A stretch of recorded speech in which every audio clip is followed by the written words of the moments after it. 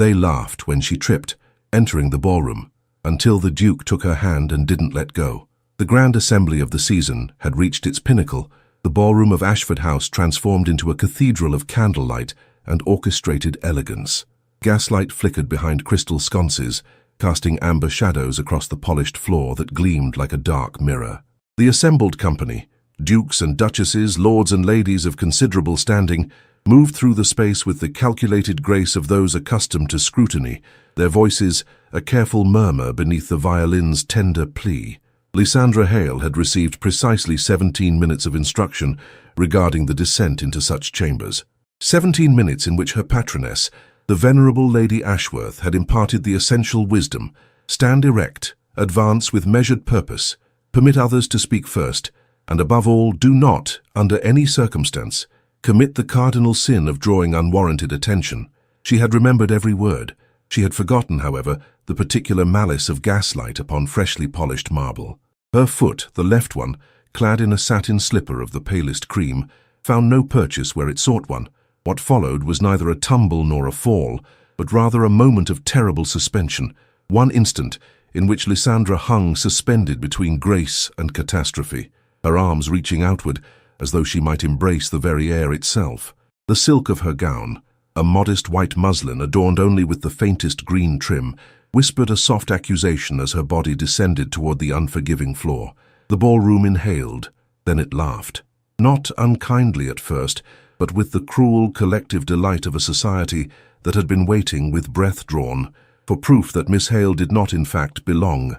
The laughter began at the periphery, a suppressed snort from Lady Verena Calthorpe, whose smile never wavered even as she turned to her companion with a raised eyebrow, and rippled inward like a stone cast into still water. Fans snapped open with sharp finality. A duchess pretended to examine her jewels. The orchestra seemed to falter, as though the musicians themselves had become distracted by the spectacle unfolding before them. Lysandra's hands struck the marble. Not hard. She had managed, in that eternal moment of descent, to redirect the worst of her momentum, but with sufficient force that the impact echoed through the gathered assembly. Her dance card, which had been clutched in fingers gone suddenly nerveless, tumbled from her grasp and skittered across the floor, its ivory surface reflecting the light of 100 candles. She remained there for 3 seconds, long enough for shame to bloom hot and terrible across her throat, long enough for her carefully arranged curls to tumble slightly from their restraint, long enough for her to understand with absolute certainty that she had confirmed every whispered doubt the Ton had harbored regarding her suitability for their company. Then she heard the silence. It was not the silence of continued laughter arrested mid-breath. It was something far more profound, a cessation so complete that the orchestra, which had been struggling valiantly to maintain the waltz, seemed to recognize it and withdrew into hushed resolve. Even the gaslight seemed to burn less brightly, as though the room itself held its breath. Lysandra lifted her gaze from the marble floor. A man stood in the archway that led from the reception chamber into the ballroom proper.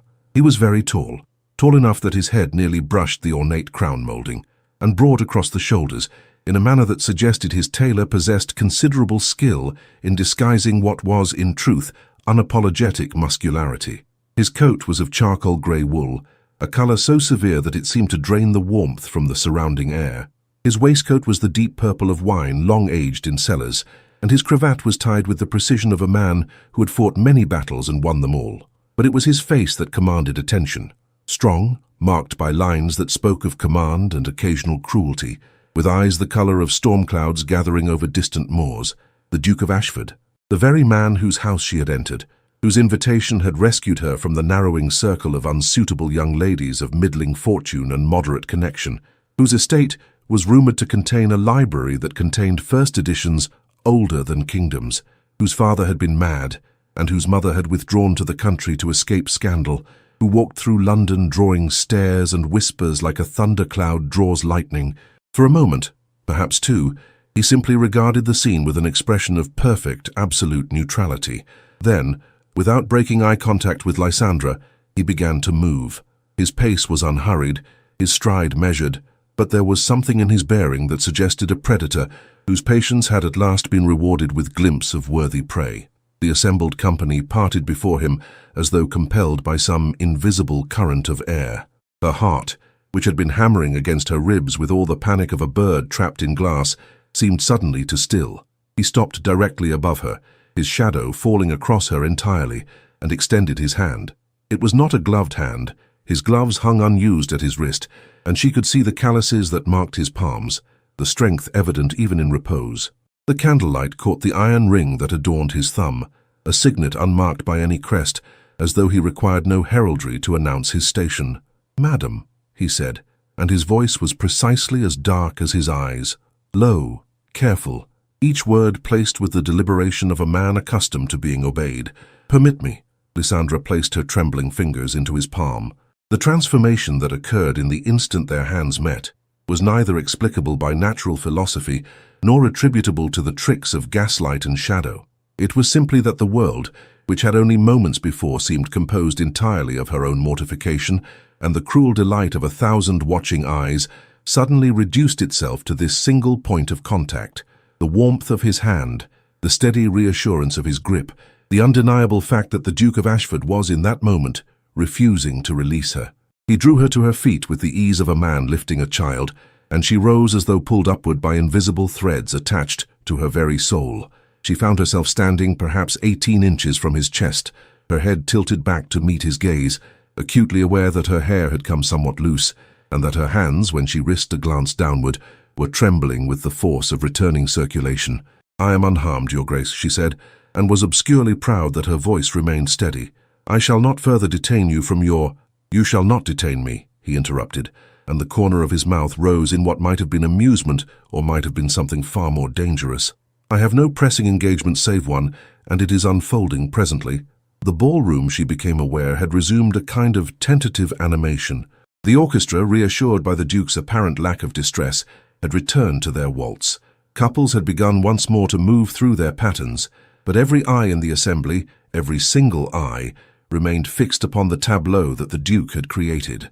Himself, the apparent savior of an unfortunate young woman, and Lysandra herself, still tethered to his hand as though by chains of iron and propriety. "The lady," the Duke announced to no one in particular, though his words rang through the space with the clarity of a bell struck at matins, "appears to require a moment of recovery. I shall escort her to the garden. The evening air is remarkably clement." It was not a request. It was barely a statement. It was more properly categorized as a decree, pronounced with such casual certainty that the assembled company seemed incapable of formulating objection. Lady Verena Calthorpe's smile froze upon her face. A duchess opened her fan with particular violence, but no one, not a single voice in that gathering of powerful, opinionated aristocrats, moved to contradict him. Lysandra, clutching her dance card, which he had retrieved for her in one smooth motion before extending his hand a second time, permitted herself to be drawn from the ballroom. They moved through the reception chamber and beyond, through corridors lined with portraits of his ancestors, past footmen who bowed so deeply they nearly folded in half, toward a pair of French doors that opened onto a garden still fragrant with the remnants of summer's generosity. The night air was indeed clement. It was also, she discovered, cool enough to raise the fine hairs upon her arms and to remind her sharply that she was alone, entirely alone, with one of the most powerful and enigmatic men in London. "You did not belong on that floor," the Duke said without preamble, releasing her hand only to gesture toward a stone bench positioned beneath a climbing rose that glowed silver in the moonlight. "The assembly is composed by and large of persons whose dignity rests upon the foundation of never acknowledging their own vulnerability. They laugh at your stumble because they live in terror of their own." Lysandra sank onto the bench, her gown settling around her in soft layers. "That is a generous interpretation, Your Grace. I fear the simpler explanation is that I am merely inadequate to the demands of such an occasion." "Then you are a liar," he said, and the bluntness of it was shocking enough that she lifted her gaze to meet his. He was watching her with an intensity that made her feel as though she were a text written in a language only he possessed the capacity to read. "Your composure upon rising was remarkable. A woman truly inadequate to her circumstances would have dissolved into tears or, at minimum, displayed some small amount of hysteria. You, Miss Hale, did neither." She had not considered this. In the immediate aftermath of her mortification, she had been too occupied with the simple matter of remaining upright, of permitting her hands to cease their trembling, of avoiding the bottomless pit of humiliation that yawned before her. That her response might have been interpreted as something approaching stoicism had not occurred to her. "I was taught by my father," she said slowly, "that a lady's greatest power lies not in her beauty or her fortune or even her connections. It lies in her capacity to remain serene when the world conspires to discompose her." He believed that propriety begins not with the strictness of our adherence to rules, but with the respect we maintain for ourselves and others, regardless of circumstance. The Duke was quiet for a long moment. When he spoke again, his voice had taken on a quality that she could only describe as tender, a softness wholly at odds with the severity of his features. "Your father," he said, "was a wise man, and you, Miss Hale, are the product of his wisdom." The return to the ballroom occurred precisely as the orchestra struck up the opening measures of a new waltz. The Duke escorted Lysandra through the French doors, with his hand at the small of her back, a gesture that seemed to announce to every assembled observer that whatever had occurred in the garden had been conducted with his express approval and, by extension, with absolute propriety. The weight of his palm through the thin silk of her gown communicated something rather different, something that made her breath catch and her cheeks bloom with color that had nothing whatsoever to do with shame. The gathering fell silent once more as they approached the ballroom floor. Lysandra was acutely aware of the scrutiny they faced, the 1,000-minute adjustments being made to calculations and presumptions. A dukedom was not to be dismissed lightly. Neither were the implicit endorsements that such attention conveyed. What had been, moments before, a confirmation of her inadequacy was now rapidly being reassessed by minds far more politically sophisticated than her own. The Duke paused at the edge of the polished floor. He turned to face her and extended his hand in the formal gesture that preceded the waltz. "Miss Hale," he said, and there was something in his voice that suggested this moment had been, in some fashion, inevitable, since the moment she had first accepted Lady Ashworth's invitation. "I should be honored to partner you for the first waltz of the evening." The tongue, which had been reduced to murmuring speculation, seemed to exhale as a single organism. This was not, after all, merely an act of chivalry. This was a public claim, a statement made before witnesses that the Duke of Ashford had selected her, of all the ladies present, for that most essential of honors. A dance card that had moments before remained conspicuously empty was now the subject of envious observation. Lysandra placed her hand in his and they moved onto the floor. The sensation of the waltz was unlike anything she had experienced, a suspension between music and motion, between propriety and the strange intimacy of being held at waist by a man whose presence seemed to fill the entire space around them. His hand at her back was warm, and she was suddenly acutely aware of the fact that there was perhaps only a single layer of cloth separating her skin from his palm. The thought was mortifying and thrilling in equal measure. They moved through the steps with perfect synchronicity. She had expected perhaps some awkwardness. He was larger than most men, his frame more substantial than the slender dancers she had previously partnered. Instead, he moved with the grace of a man who had been trained since childhood in the arts of ballroom decorum, despite the severity of his bearing suggesting he might, at any moment, simply walk away from such frivolous pursuits. "You dance beautifully," she ventured, uncertain whether such an observation constituted appropriate conversation during a waltz. "I learned from necessity," he replied, "not inclination. My mother believed that a gentleman of rank was obligated to master the civilities, regardless of his personal preferences. I honor her memory by executing each step with appropriate precision." "Your mother sounds formidable," Lysandra observed. "She was," the Duke agreed, and there was something in the past tense of that verb that suggested layers of complexity she lacked the wisdom to explore. "She would have approved of you, I suspect. She had little patience for women who permitted the opinions of others to reduce them to insignificance." The waltz continued, and Lysandra became aware that they had become the central focus of the ballroom, not in the manner of spectacle or scandal, but in the way that a constellation draws the eye among lesser stars. She could feel the weight of observation, the whispers being exchanged behind fans and gloved hands. By morning, she suspected, every gossip column in London would be speculating about the Duke's interest in a girl of modest fortune and moderate connection. The thought should have terrified her. Instead, she found herself smiling. "What amuses you?" the Duke asked, his eyes intent upon her face. "Only that I arrived at this ball in the firm conviction that I would spend the evening as a wallflower of considerable invisibility," she replied. "I did not anticipate that my humiliation would prove to be the very mechanism by which I achieved a degree of notice." He smiled then, a real smile, not the careful arrangement of features that constituted most aristocratic expressions. It transformed his entire countenance, rendering him suddenly human rather than mythological. "Life," he said softly, "is composed almost entirely of such irony. The things we dread most often become the foundation upon which our greatest fortunes are constructed. You did not trip accidentally, Miss Hale. You were brought down so that you might rise with considerably greater dignity than you possessed before." The waltz drew to its conclusion, and he released her with visible reluctance. The moment his hand fell away from her waist, she felt the absence of him like a physical ache. He escorted her to the periphery of the ballroom, where her patroness waited with an expression of barely suppressed elation. "The Duke," Lady Ashworth whispered urgently, "has requested that you attend a recital at his residence on Thursday evening. I trust you have no prior engagements." Lysandra, watching as the Duke disappeared into the crowd of admirers and petitioners that always seemed to gravitate toward him, found herself possessed of a certainty she could not fully explain. "I find," she said slowly, "that I shall endeavor to make myself available for any engagement His Grace might propose." The interval between the ball and Thursday evening passed, with the curious elongation that accompanies anticipation. Lysandra found herself moving through the days as though suspended in amber, each hour acquiring weight and significance it had not previously possessed. She attended a musical at the residence of a minor countess, endured the pointed inquiries of ladies who had previously regarded her with indifference, and submitted to the unrelenting scrutiny of her patroness, who seemed determined to catalogue every detail of the Duke's conduct during their waltz.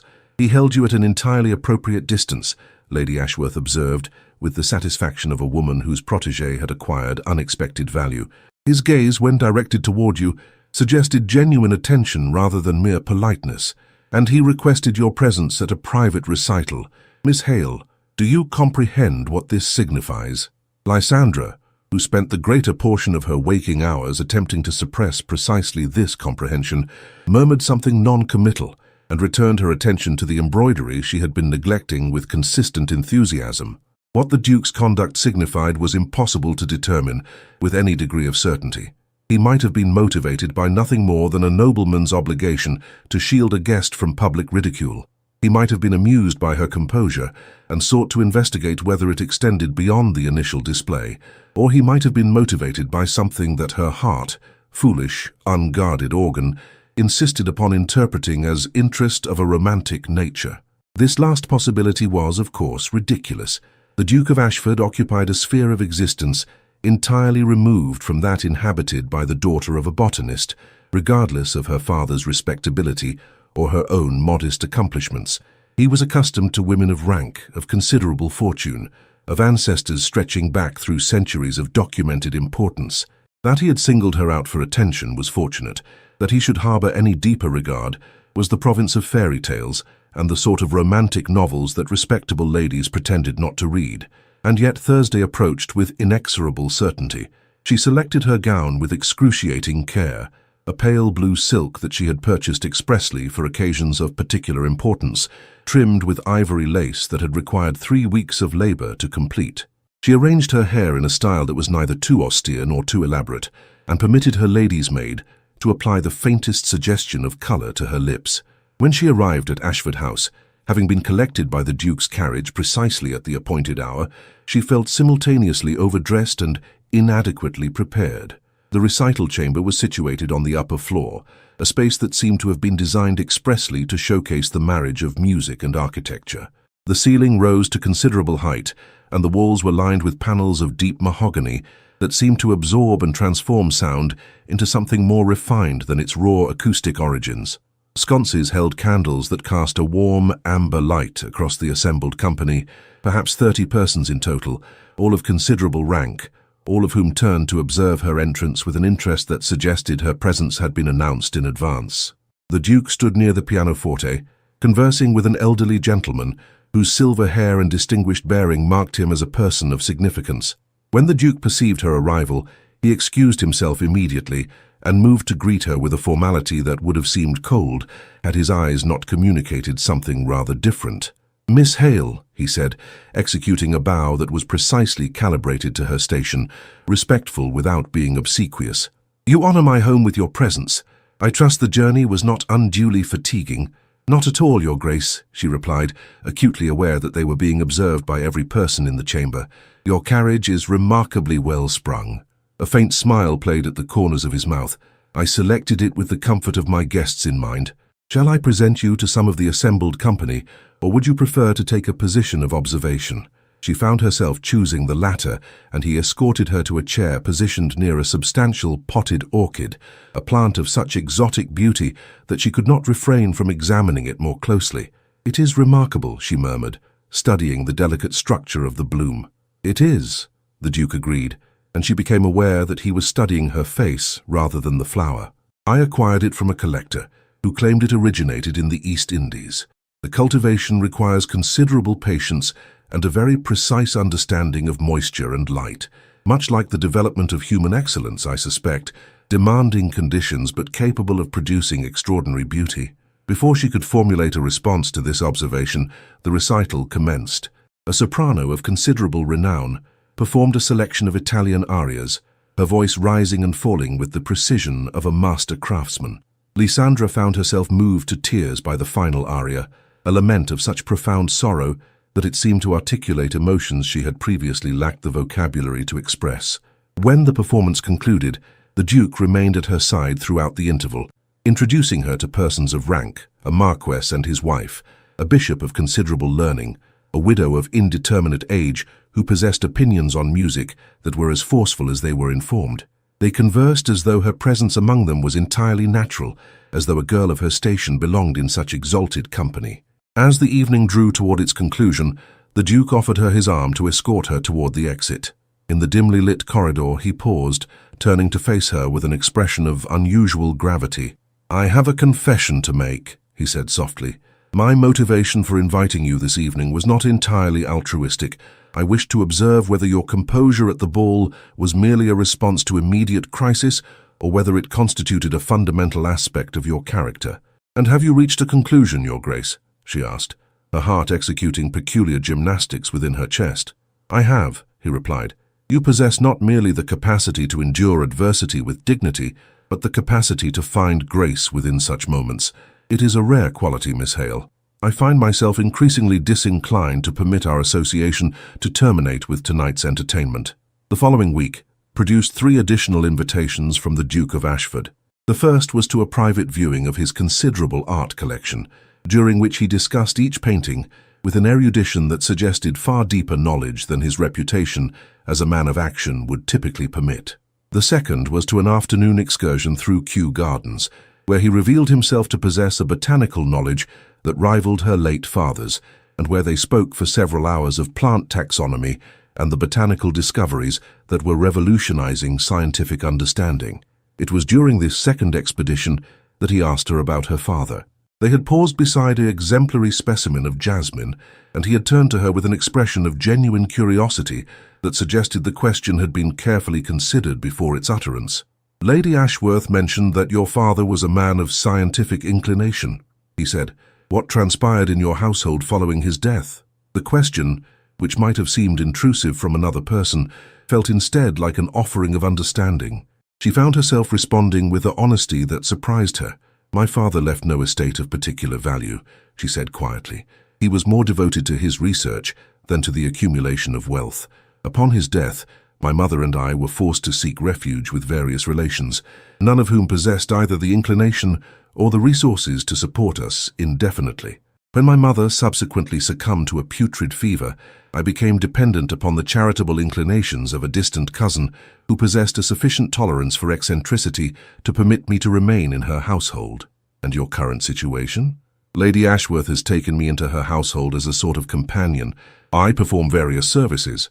I assist in the management of her correspondence. I accompany her to social occasions. I provide intellectual companionship that her own family lacks the capacity to offer. In exchange, she provides me with adequate housing and the opportunity to move within circles that would otherwise remain closed to me. It is an arrangement that is, I believe, satisfactory to both parties."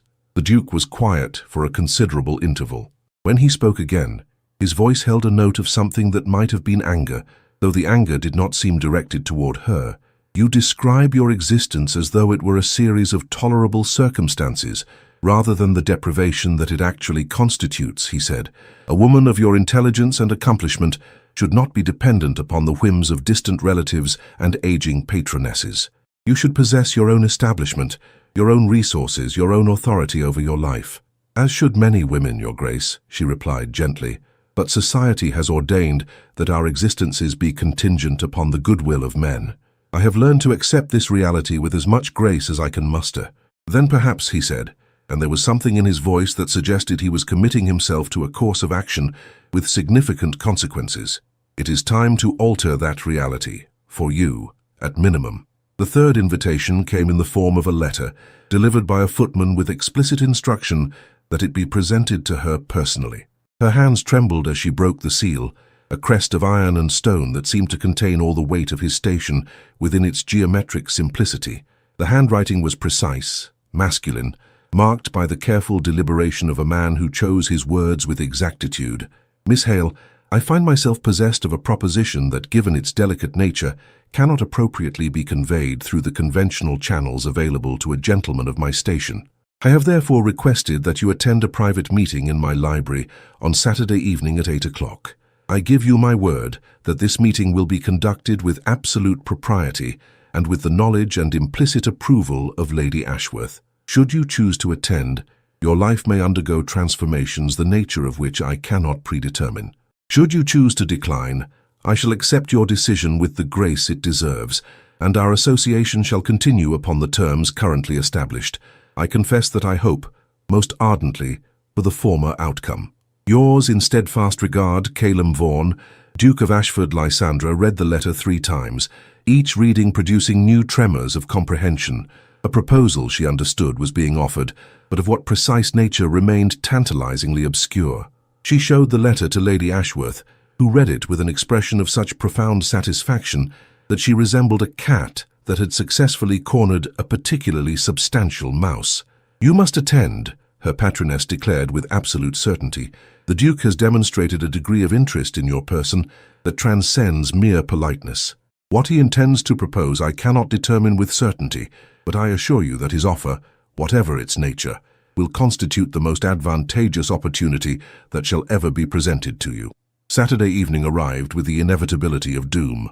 Lysandra dressed with meticulous care, selecting a gown of pale grey silk that conveyed neither excessive formality nor insufficient respect for the occasion. She arrived at Ashford House at precisely 8 o'clock, her heart executing a rhythm that seemed wholly disproportionate to the simple act of ascending a staircase. The library was exactly as she had imagined it, vast, illuminated by a substantial fire, lined floor to ceiling with volumes bound in leather that had acquired the patina of considerable age. The Duke stood near the hearth, his figure silhouetted against the flames, and he turned at her entrance with an expression that combined hope and fear in equal measure. You came, he said simply. I did, she replied, and found herself similarly moved by the complexity of emotions reflected in his countenance. He gestured toward a chair positioned before the fire, and she sank into it with a grace that belied the tumultuous nature of her inner state. He remained standing, and she became aware that he was experiencing some difficulty in formulating the words he wished to convey. It was extraordinary, she reflected, how much his uncertainty humanized him. He was not the formidable Duke of society's consciousness in this moment, but rather a man confronting something that threatened the foundations of his carefully constructed existence. I have spent the greater portion of my existence, he began at last, constructing barriers between myself and the world, my father's madness, my mother's shame, the necessity of preserving a dukedom that had become synonymous with scandal. All of these circumstances conspired to convince me that isolation was the superior option to vulnerability. I have cultivated a reputation for severity precisely because severity prevents the formation of the attachments that lead inevitably to suffering. He paused, and she waited with the patience of one who understands that such revelations cannot be hurried. When you fell, he continued, something within me recognized itself in your composure. I perceived in you a person who had experienced sufficient adversity to understand the necessity of dignity, yet who had retained the capacity to extend grace to others. It was a recognition, Miss Hale, of a kindred spirit, and I found myself incapable of permitting you to retreat into invisibility. Your Grace, she said softly. "I am moved by your kindness, but I fear I do not comprehend the nature of the proposition you have intimated." He turned to face her fully, and she perceived that he was gripping the mantelpiece with sufficient force to suggest his emotional state was bordering upon the precarious. "I am proposing," he said, his voice low and intense, "that you permit me to alter the circumstances of your existence. Not through the conventional channel of matrimony, which I comprehend would be a step too presumptuous, given the brevity of our acquaintance, but through an arrangement of a more creative nature. I possess the resources to establish you with your own residence, adequate income, and the freedom to conduct your life according to your own determinations. In exchange, I ask only that you permit me to know you, to comprehend your thoughts, to understand your wishes, to perhaps over time transition our association into something that society would recognize as matrimony." Lysandra found herself incapable of speech. The proposition was extraordinary in its scope, unprecedented in its generosity, and wholly inappropriate according to every convention she had been taught to revere. It was also precisely what she had begun to desire with increasing desperation. "Your Grace," she said finally, "you understand that such an arrangement would render me utterly dependent upon your continued regard?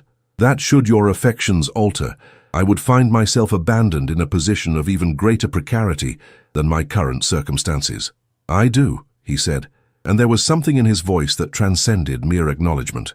"And I offer you my sacred oath that my regard for you will not alter. I do not speak of the transitory passion that society recognizes as romantic love. I speak of something far more durable, a recognition of your essential worth, a conviction that your happiness constitutes a matter of profound personal importance to me, a commitment to your welfare that shall persist regardless of circumstance." He moved toward her then and extended his hand.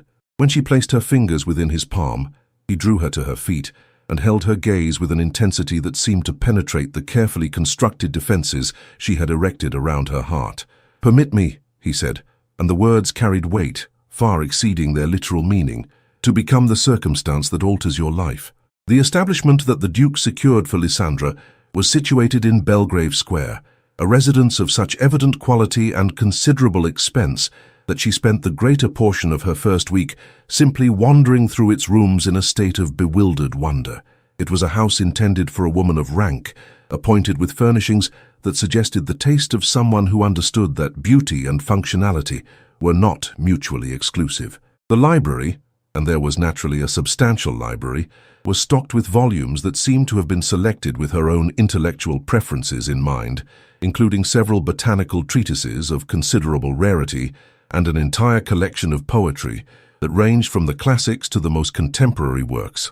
The servants had been selected, she rapidly discovered, for their discretion and their inclination to treat her not as a woman of questionable morality, but as the mistress of the establishment she indisputably was. The housekeeper, a woman of considerable years and even more considerable dignity, managed the household with such efficiency that Lysandra found herself required to do little more than indicate her preferences regarding meals and the arrangement of the drawing-room. The Duke visited 3 times weekly, a frequency that was simultaneously insufficient to satisfy her burgeoning attachment and adequate to prevent the household from becoming the subject of unmanageable gossip. These visits followed a pattern that was remarkably consistent. He would arrive in the late afternoon. They would take tea together in the drawing-room whilst discussing literature or science or the peculiar management of London's social hierarchies, and as evening approached, he would depart with a formality that suggested their relationship remained entirely platonic. This last aspect was the source of considerable internal conflict for Lysandra. She found herself acutely aware of his physical presence in a manner that conventional propriety had not prepared her to manage.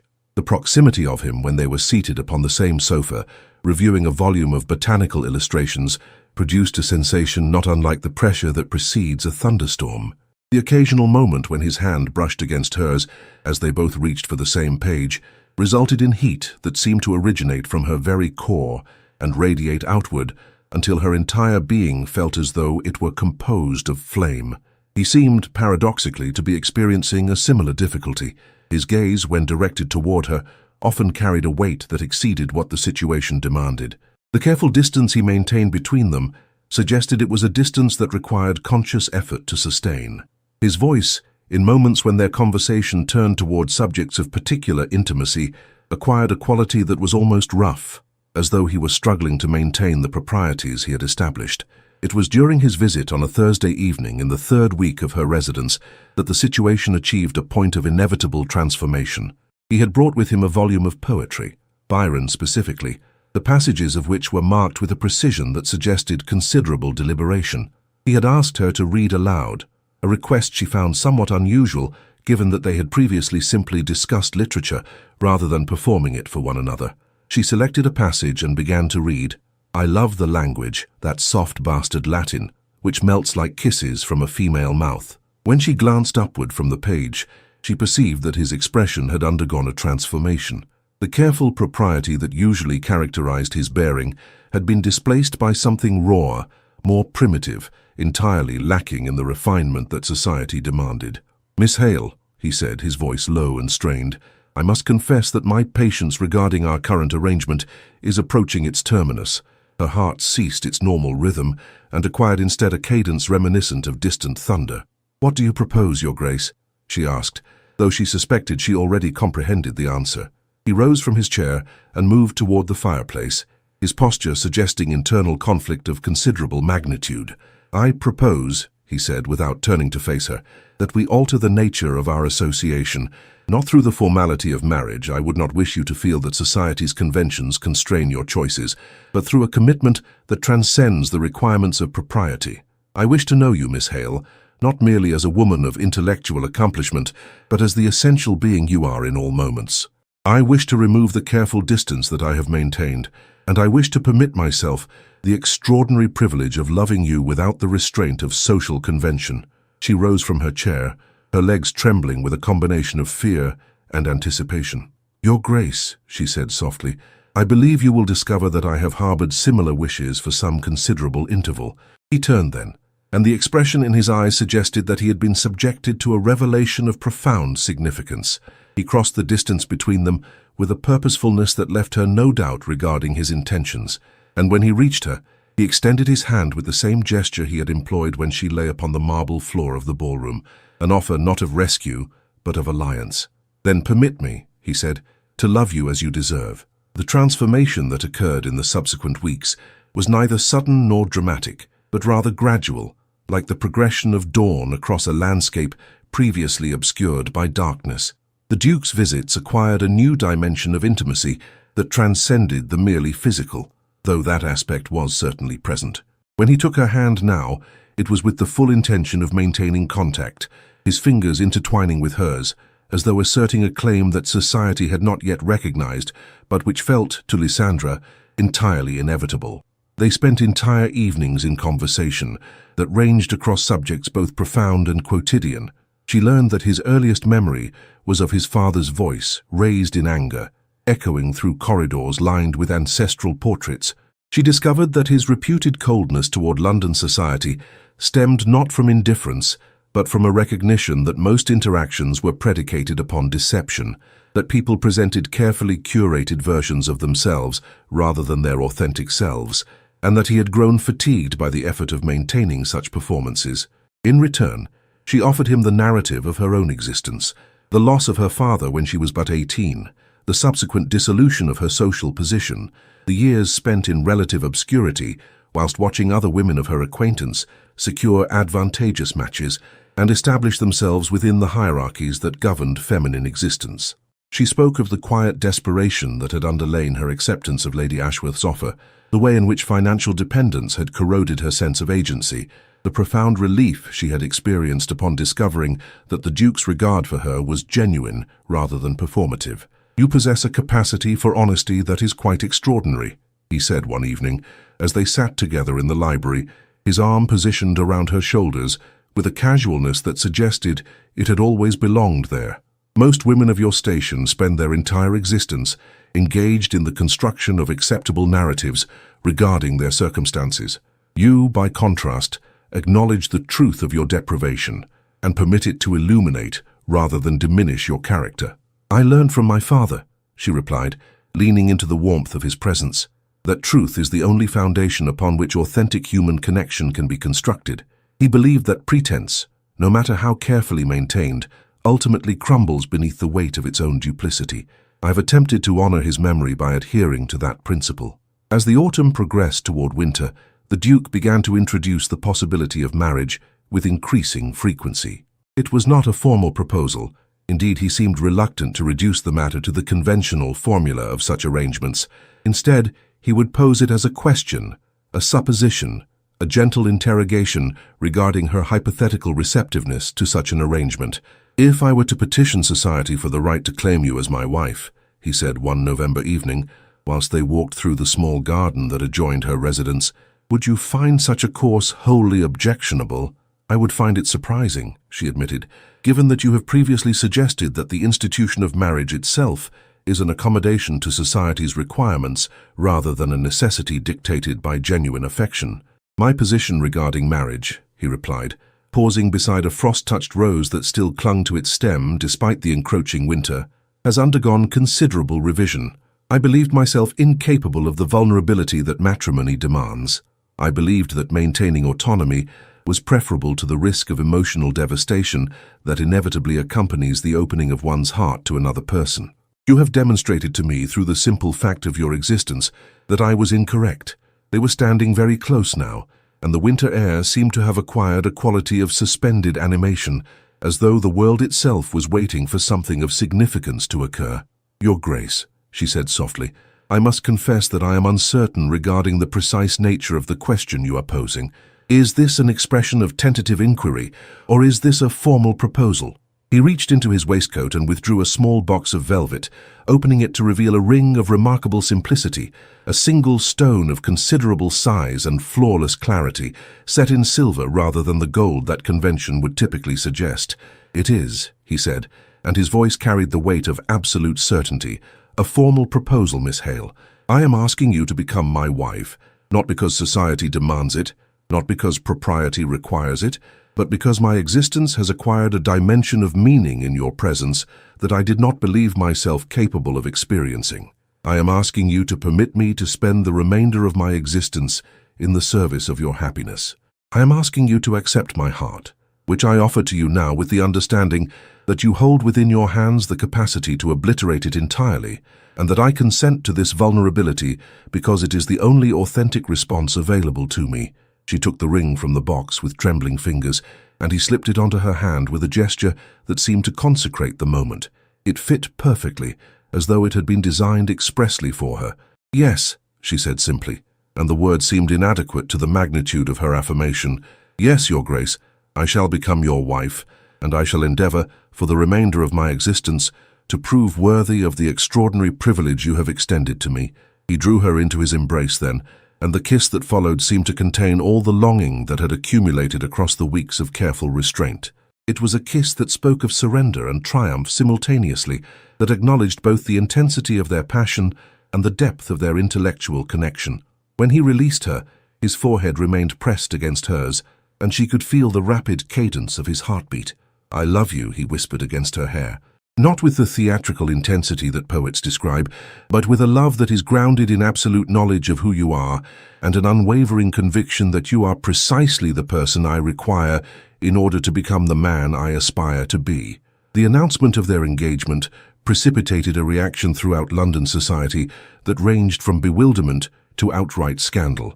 The daughter of a botanist, previously known only for her unfortunate tumble into the arms of the Duke of Ashford, was now to become a duchess, a position that typically required centuries of accumulated family importance and the substantial fortune that such lineage usually conveyed.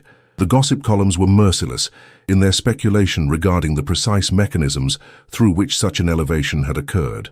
Some suggested that she possessed unusual accomplishments in domains that convention prevented from being publicly acknowledged. Others intimated that the Duke had experienced some sort of mental deterioration that had resulted in a lapse of judgment.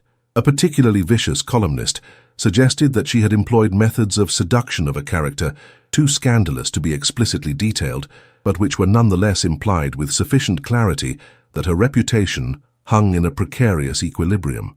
Lady Verena Calthorpe, who had initially been displaced by the Duke's evident interest in Lysandra, seized upon this opportunity with the enthusiasm of a predator scenting blood. She made a point of encountering Lysandra at a musicale at which both were present, and addressed her with a smile that did not extend to her eyes. "My dear Miss Hale," she said, employing the diminutive form of address with deliberate intent to suggest continued inferiority. How extraordinary that you have managed to secure His Grace's affections so thoroughly. One must confess oneself curious regarding the mechanisms through which such an achievement was accomplished. Lysandra, who had anticipated precisely such an attack, responded with a composure that seemed to surprise her antagonist. "I fear, Lady Verena, that your curiosity shall remain unsatisfied," she replied with icy precision.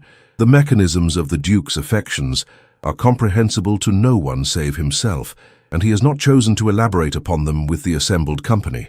I suggest that you direct your attentions toward matters within the scope of your legitimate concern." The rebuke, delivered with sufficient coldness to freeze the immediate vicinity, resulted in Lady Verena's retreat with a fury that was barely concealed beneath her social mask. Word of the exchange spread with remarkable rapidity through the circles of London society, and Lysandra discovered that her status had undergone a profound alteration. She was no longer the unfortunate girl whose presence might be tolerated. She was now a woman of considerable power, whose position gave her the authority to dismiss the attacks of those who had previously tormented her. The wedding itself was scheduled for Christmas Eve, a date that the Duke had selected with deliberation. He claimed that he wished to begin their marriage during a season of renewal and hope, and that marking the occasion with the traditional celebrations of the Christian calendar would situate their union within the context of something larger and more significant than mere personal preference. The preparations were executed with the precision that characterized everything the Duke undertook. His estate was transformed into a cathedral of winter beauty. Garlands of evergreen trimmed with white silk ribbons adorned every doorway.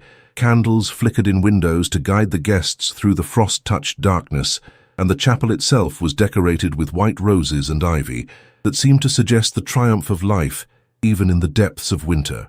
Lysandra found herself the object of considerable attention from the Duchess of Ashford's distant relations, persons of considerable rank who had maintained a rather distant attitude toward the Duke following the scandal that had enveloped his parents' generation. Now they circled her with the enthusiasm of those who recognized that she had acquired unexpected value, and she discovered herself required to navigate the complex terrain of aristocratic family dynamics with a grace that she did not entirely feel. It was the Duke himself who proved to be her steadiest refuge during this period of transition. He made a point of ensuring that they had moments of solitude amidst the constant stream of preparations and social obligations, and in these moments he would remind her of the fundamental truth that had drawn them together. "You are not required to transform yourself into something other than what you are," he said on the evening before their wedding, as they stood together in the library of his country estate. "The ton may demand that you adopt certain mannerisms, certain modes of dress and speech that correspond to their expectations, but I am not requiring any such accommodation. I love you precisely as you are, a woman of intellectual distinction, moral courage, and remarkable capacity for grace, even in the face of adversity." She held his words close to her heart as she donned her wedding gown on Christmas Eve, a creation of white silk and ivory lace that had required the efforts of 3 seamstresses working across 6 weeks. The veil was edged with the tiniest pearls, and her only adornment besides the Duke's ring was a small brooch of silver and sapphire that had belonged to his mother, a woman she had never met, but whose memory seemed to hover benevolently over the occasion. As she made her way down the aisle of the chapel, guided by a distant cousin who served as proxy for her absent father, she perceived the Duke standing at the altar. He was dressed in formal black, his bearing that of a man who commanded armies and bent kingdoms to his will, and yet when his gaze found hers, all that strength seemed to collapse into something far more vulnerable, the expression of a man witnessing the culmination of a hope he had scarcely permitted himself to acknowledge. The vicar performed the ceremony with the solemn precision that the occasion demanded, and when he asked whether anyone present knew of any impediment to the marriage, Lysandra found herself holding her breath, but silence fell, a silence that seemed to consecrate the moment, and the vicar proceeded to unite them in the eyes of God and society. When the Duke took her hand to place the ring upon her finger, his grip was firm and certain, as though he were anchoring himself to reality itself through this single point of contact. "I take thee to be my wife," he said, his voice resonating through the chapel with absolute conviction, "to have and to hold, from this day forward to love and to cherish, until death do us part. I pledge to you my honor, my protection, my unwavering devotion, and my profound conviction that you are the person with whom I am destined to spend the remainder of my existence." The weeks that followed the wedding proceeded with a dreamlike quality, as though Lysandra had crossed some threshold into an existence that only faintly resembled her previous life. She was now the Duchess of Ashford, a position that carried with it responsibilities she had never anticipated and privileges that she was still learning to navigate. The Duke's townhouse in London became her domain, a domain she discovered she possessed considerable talents for managing, employing the organizational skills she had developed whilst assisting Lady Ashworth, but now applied to a household of incomparably greater scope and significance. Yet it was the private dimension of her life that occupied the greater portion of her consciousness. The Duke, released from the constraints of propriety that had previously governed his behavior, revealed himself to be a man of extraordinary tenderness in intimate moments. His strength, which had been so apparent in public contexts, seemed to transmute itself into a form of careful devotion that took her breath away. He touched her, as though she was something precious and irreplaceable, and spoke to her in the darkness of their bedchamber with a poetry that she would never have expected from a man of his apparent severity. "You have restored to me something I believed myself to have irretrievably lost," he whispered one night as they lay together, her head resting upon his chest, his fingers tracing patterns across her spine with deliberate gentleness. "I had constructed a life of such careful solitude that I had ceased to believe in the possibility of authentic human connection. You have demonstrated that I was wrong in this conviction, and I am profoundly grateful for the lesson you have taught me." But it was not merely the intimate moments that constituted the substance of their union. They spent their days in companionable intellectual engagement. He would review the accounts that governed his various estates, whilst she sketched botanical specimens in a notebook that she had begun to fill with drawings of remarkable accuracy. They took meals together, and these meals became occasions for conversation that ranged across subjects both profound and trivial, building a shared vocabulary of references and inside jokes that seemed to weave them ever more thoroughly into a single integrated consciousness. The Duke's reputation, which had been formidable before their marriage, seemed to undergo a subtle but significant transformation.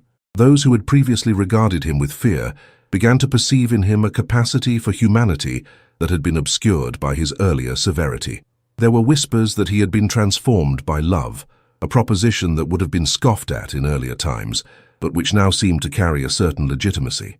It was in the 3rd month of their marriage that Lysandra discovered she was with child, a discovery that seemed to accelerate the Duke's already considerable devotion into something approaching religious fervor.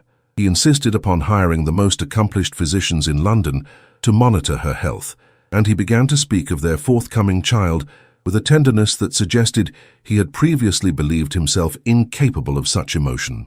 One evening, as they sat together in the library, he placed his hand upon her still slight abdomen and seemed to be listening for something that no one else could perceive. "Do you imagine it will be a son?" she asked, amused by the intensity of his concentration. "It matters not," he replied, and his voice carried absolute conviction. "Whether son or daughter, this child shall be the product of a union grounded in genuine affection rather than political convenience. This child shall know a father who loves its mother, not because convention demands it, but because he has recognized in her the essential completion of his own being. This child shall grow into a person who understands that authentic human connection is possible because its existence shall be proof of that possibility." He raised her hand to his lips and kissed it with a reverence that suggested he was performing some ancient ritual of consecration.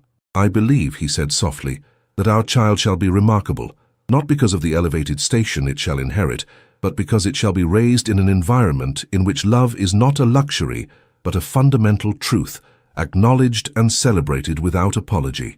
Lysandra felt tears spring to her eyes, tears born not of sadness, but of a profound sense of gratitude that she had no adequate words to express. When she had entered the ballroom on the night of the assembly, she had believed that her life was predetermined, that her future had been essentially determined by circumstance and the whims of those more powerful than herself. She had not imagined that a simple stumble could precipitate such a transformation, not merely in her external circumstances, but in the fundamental understanding of who she was capable of being. The Duke drew her close, and they sat together in the amber glow of the firelight, two souls who had found in one another the completion that neither had dared to expect. Outside, winter pressed against the windows, but within the library, Warmth and hope seemed to have established permanent residence. The spring arrived with remarkable suddenness, transforming London's grey landscape into something approximating beauty. Gardens burst into bloom, the Thames reflected skies of brilliant blue, and Lysandra found herself increasingly occupied with the preparations that preceded the birth of her child. The Duke, who had been nearly insufferable in his protective vigilance throughout her pregnancy, had now begun to exceed even those elevated standards of concern. He had engaged a physician of such renowned expertise that the man had previously served the royal household itself. He had ensured that every possible comfort was available to her within their townhouse, and he had taken to spending entire evenings simply watching her sleep, as though he feared some malady might strike her down in the darkness, and he wished to be positioned to prevent it. "You are behaving," she informed him one evening with the gentle exasperation of a woman thoroughly accustomed to his particular form of devotion, as though pregnancy were an affliction rather than a natural process through which women have proceeded since the beginning of human civilization. "You are not merely any woman," he replied, kissing her forehead with the tenderness that had become his default mode of interaction with her. "You are the woman whose existence gives meaning to my own. Forgive me if I find myself disinclined to take any risk regarding your welfare." It was in May, as the wisteria that adorned the facade of their townhouse reached its peak of fragrant bloom, that the first labor pains commenced. The Duke, who had been working in his study when the servants informed him of her condition, arrived at her bedchamber with such speed that she would not have been surprised to learn he had simply dematerialized from one location and reconstituted himself in another. "I am here," he said, taking her hand and positioning himself at her side with the determination of a man who had no intention of being displaced. "I shall remain with you through this." The physician, a man of considerable consequence and equally considerable dignity, opened his mouth to protest this breach of convention, but the Duke's gaze suggested that any such objection would be received with considerably less courtesy than its utterance merited. The physician closed his mouth and proceeded with his examination without further comment. What followed was hours of labor that seemed to Lysandra to encompass both an instant and an eternity simultaneously. There were moments of such pain that she questioned her earlier conviction that childbirth was a natural process. There were intervals of relative peace in which she could observe her husband's face and perceive the concern etched into every line of his features. He spoke to her throughout, his voice a constant presence anchoring her to consciousness and to hope. He repeated the promises he had made on their wedding night. He assured her of his unwavering devotion. He described the child he anticipated meeting as though he had already made its acquaintance, and found it to be a person of remarkable character. "Our daughter," he said, and she perceived that he had at some point in the preceding months become convinced that the child would be female, "shall inherit your intelligence and your capacity for grace under adversity. She shall be formidable, Lysandra.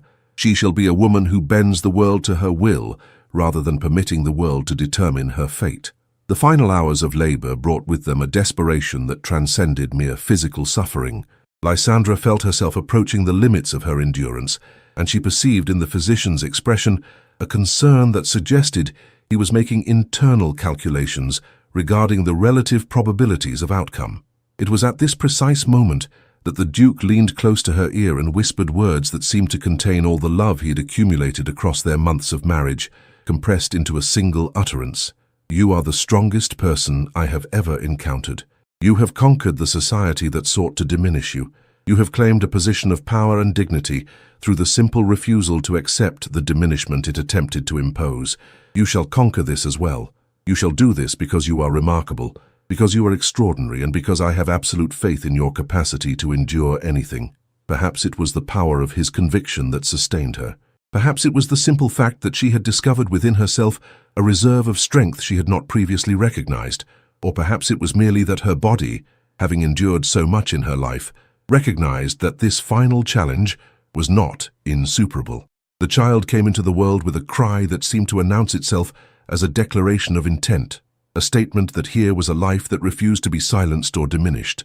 Her daughter, precisely as the Duke had predicted, a small, furious creature of remarkable beauty, with eyes of grey-blue and hair that seemed to capture the light itself. The Duke, who in all his years had maintained a bearing of absolute control, actually wept. He held his daughter as the midwife cleaned away the evidence of the birth, and he looked upon her face with an expression of such profound love that Lysandra felt her own tears begin to flow, tears of relief, of exhaustion, of overwhelming gratitude that she had survived the ordeal and that the child had emerged intact and whole. "She is perfect," he whispered, and his voice shook with the force of his emotion. "She is absolutely perfect, and she is ours." They named her Eleanor, a name that meant bright light, and which seemed to capture something essential about the infant's fierce determination to assert her presence in the world. Within hours, word had spread throughout London that the Duke had fathered a daughter, and the implications of this fact began to permeate through the consciousness of society. A child born of genuine love, born to a mother of exceptional character, born to a father who had been transformed by the recognition that vulnerability was not weakness, but strength. This child seemed to symbolize something larger than its own individual existence. It seemed to suggest that love, authentic love grounded in genuine knowledge of another person, was not merely possible, but was capable of creating something entirely new and entirely extraordinary. Eleanor's first year of life proceeded with a rapidity that seemed to mock the passage of time. The infant grew from a small, furious creature into a person of distinct personality and considerable charm. She inherited her mother's thoughtful nature and her father's fierce determination, and she seemed to possess an unusual capacity for perceiving the emotional states of those around her. The Duke had become a different man, not fundamentally altered, for the essential character he possessed remained intact, but refined, softened in places where he had previously been rigid. He was often observed carrying his daughter through the gardens of his estates, explaining to her the names and properties of various plants in a manner that suggested he believed her to be capable of comprehension despite her inability to formulate verbal responses. Lysandra, observing her husband with their daughter, perceived that he was attempting to transmit to Eleanor the same lessons regarding strength and grace that he himself had learned. He was showing her through example that power and tenderness were not mutually exclusive, that a man could possess the capacity for both dominance and devotion. It was in Eleanor's 12th month of life that Lady Verena Calthorpe encountered the Duke and Duchess at a garden party that had been organized by the Duchess of Richmond. The setting was one of careful civility, and Lady Verena approached them with the smile that had become her trademark, the smile that never quite reached her eyes. "Your Grace," she addressed the Duke, employing his title with a precision that suggested she remained displeased by his choice of wife. "How delightful to observe you engaging in the trivialities of domestic life. One might almost have anticipated that you would have tired of such provincial contentment by now." The Duke, who had previously been inclined to respond to such provocation with cutting remarks, simply regarded her with an expression of such complete indifference that she seemed to understand that she no longer possessed the capacity to provoke him. "I have discovered," he said mildly, "that what I previously categorized as provincial contentment is in fact the profound fulfillment that derives from having organized one's existence around matters of genuine significance rather than the acquisition of superficial status. I find myself entirely satisfied with this arrangement." He then turned away from Lady Verena with a finality that suggested the conversation was concluded, and he directed his attention toward his wife and daughter with a focus that made it abundantly clear that Lady Verena and all she represented had been displaced from his consideration. Lysandra perceived in this moment the full extent of the transformation that had occurred within her husband. The man who had once been defined by his capacity for cold dismissal had become someone capable of such transcendent indifference to the judgments of those he no longer deemed worthy of his attention. It was a transformation that seemed to encompass not merely a change in behavior, but a fundamental alteration in his understanding of what constituted a valuable existence. As the summer progressed toward autumn, Lysandra found herself reflecting upon the journey that had brought her to this position of extraordinary privilege. She had entered the ballroom on that fateful evening, believing her life to be essentially predetermined, believing that her fate had been determined by circumstances beyond her control. She had not understood that a single moment of vulnerability, a simple stumble, an accident of coordination could precipitate such a radical transformation. The Duke, meanwhile, seemed increasingly inclined to examine the philosophy that had governed his earlier existence. He had begun to read more widely in domains of literature and philosophy, and he would discuss these readings with Lysandra in the quiet hours of evening, when Eleanor had been put to sleep and the household had settled into relative silence. "I have been reading Marcus Aurelius," he said one evening as they sat together in the library that had become the sanctuary of their marriage, and I find myself struck by his observation that we cannot control external events, but we can control the manner in which we interpret and respond to them. I spent decades constructing barriers against vulnerability, believing that by doing so, I could prevent suffering. In actuality, I was merely preventing joy. You have demonstrated to me that the capacity to suffer is inextricably linked to the capacity to love, and that this linkage is not something to be feared, but something to be embraced. The 10 years that followed Eleanor's birth witnessed a transformation in the social position of the Duke of Ashford that seemed to vindicate every assertion he had made regarding the nature of authentic power. A man who had previously been regarded with fear and suspicion was now perceived as a figure of moral authority, a man whose opinions on matters both political and philosophical seemed to carry weight that transcended his station. This alteration in perception resulted not from any deliberate effort on his part to court such regard, but rather from the simple fact that his genuine transformation had become evident to all who possessed the capacity to perceive it.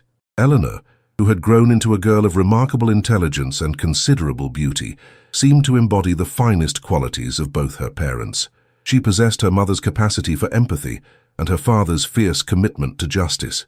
She was educated by tutors of exceptional quality, and her education had been designed not to prepare her for the conventional role expected of women of her station, but rather to develop the fullest possible expression of her intellectual capacities.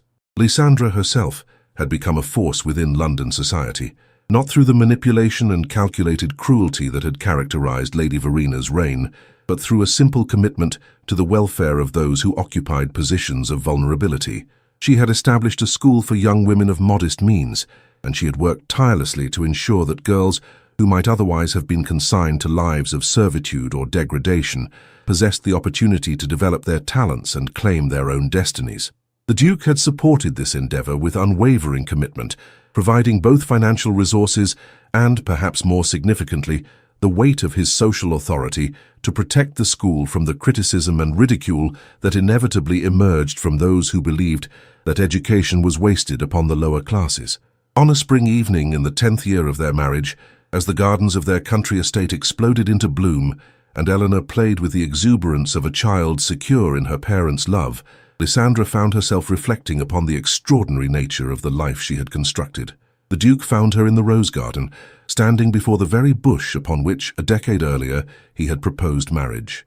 He had learned, across the years, to recognize the particular quality of her silence when she was engaged in profound reflection, and he approached her with the quiet reverence that she had become accustomed to receiving from him. "What occupies your thoughts?" he asked, positioning himself at her side with the ease of absolute familiarity. "I was reflecting," she replied, "upon the improbability of this existence. That I, the daughter of a botanist and a woman of no particular consequence, should have become a duchess and the foundress of an institution dedicated to the welfare of young women. It seems scarcely credible." The Duke took her hand and raised it to his lips, a gesture that remained across a decade of marriage, capable of producing the same tremor of emotion that his first kiss had inspired.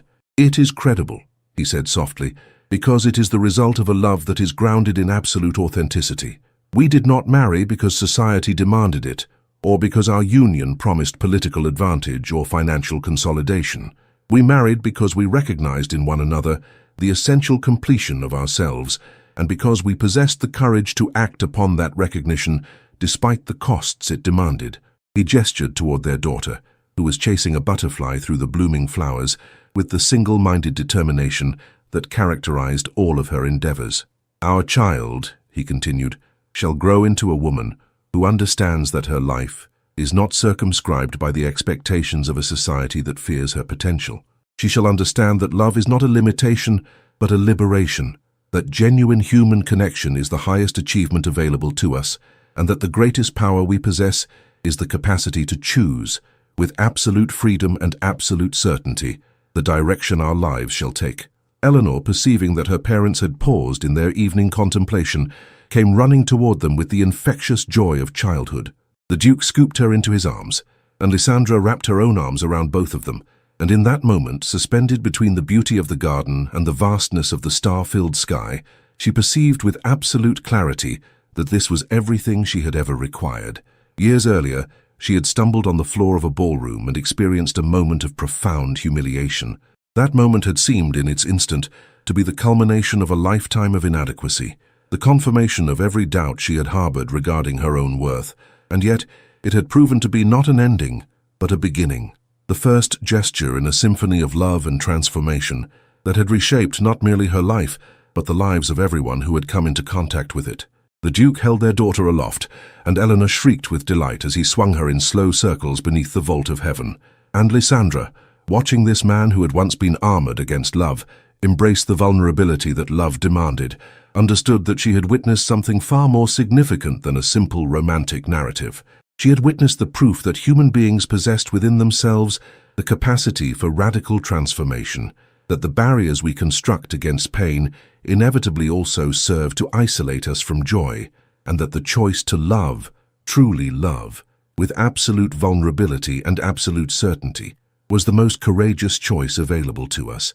As the stars emerged one by one across the darkening sky, and Eleanor's laughter echoed through the gardens, Lysandra felt a profound gratitude for the stumble that had changed everything, for it had taught her that life's greatest gifts often arrive disguised as catastrophe, and that the path to authentic happiness requires us to embrace the very vulnerability that society has trained us to fear.